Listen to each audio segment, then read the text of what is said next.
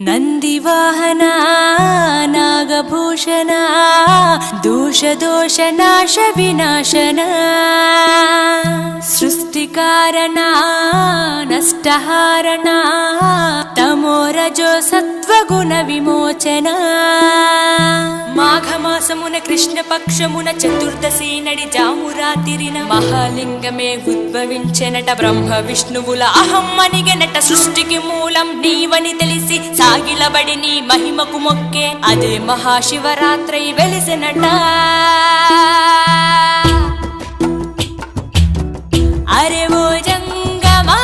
విభూతి లింగమా పక్కన పార్వతమ్మ తలపై గంగ